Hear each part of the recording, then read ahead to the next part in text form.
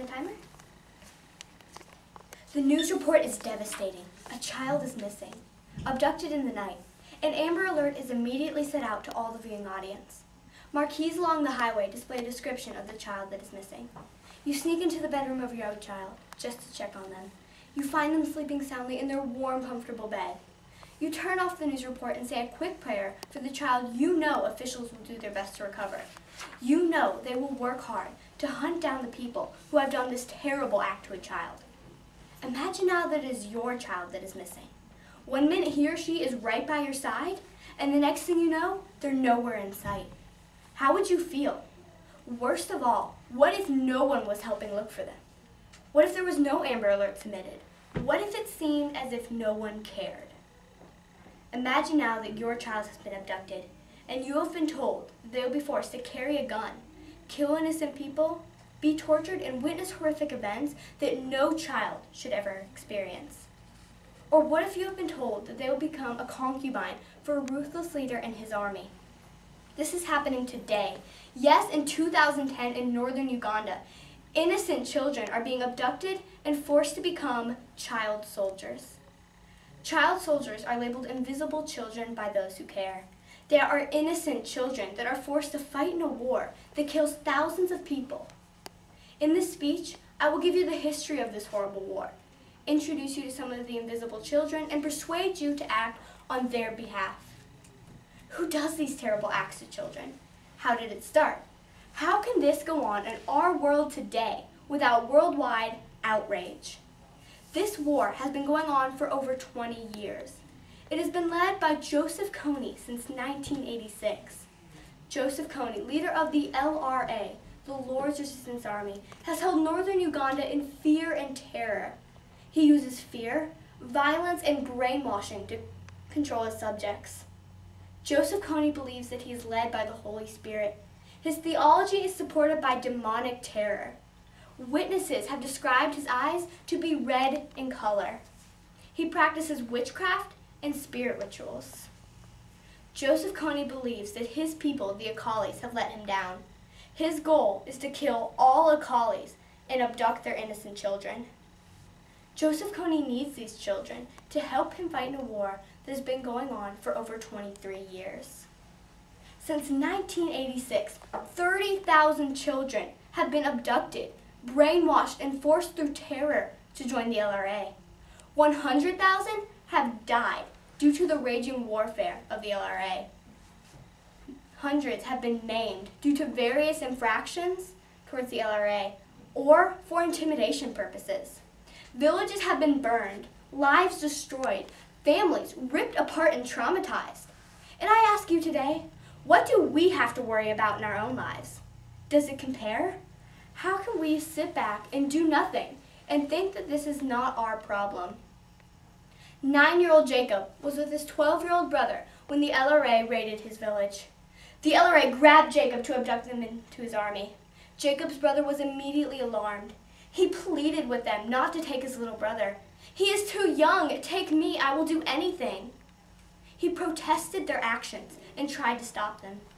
As a result, they killed Jacob's brother in front of his eyes using a machete. Jacob immediately knew there was no way out. He must do as the abductors told him. He was forced to kill and was brainwashed by the LRA.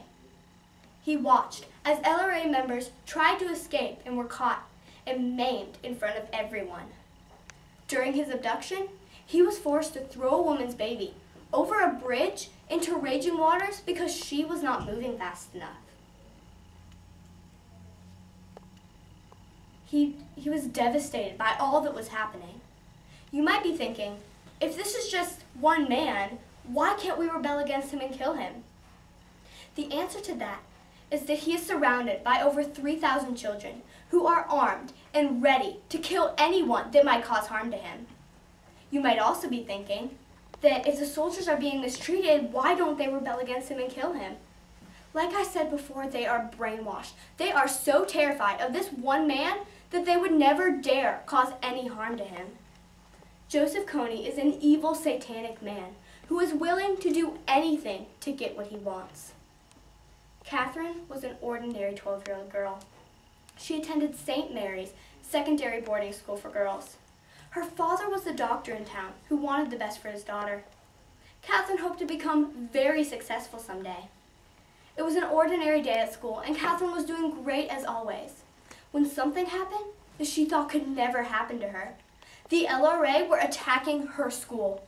They stormed in and took the girls hostage. Some were beaten, and others had much worse done to them. The girls were terrified, not knowing what was happening or what was going to happen to them. The LRA took them outside. Some of the girls managed to escape, but not Catherine.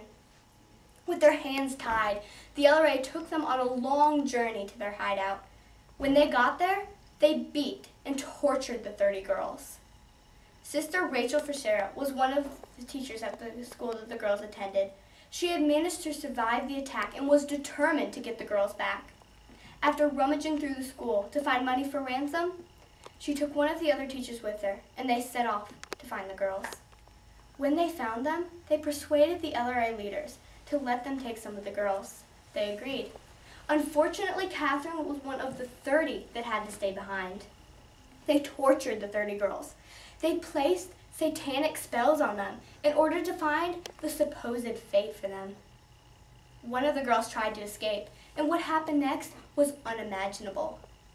They forced Catherine and some of the other girls to kill the escapee. One of their own classmates they had to beat to death with sticks.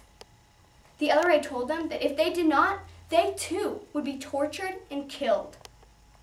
Another girl asked for water and was chained to a tree and beaten with all sorts of painful things.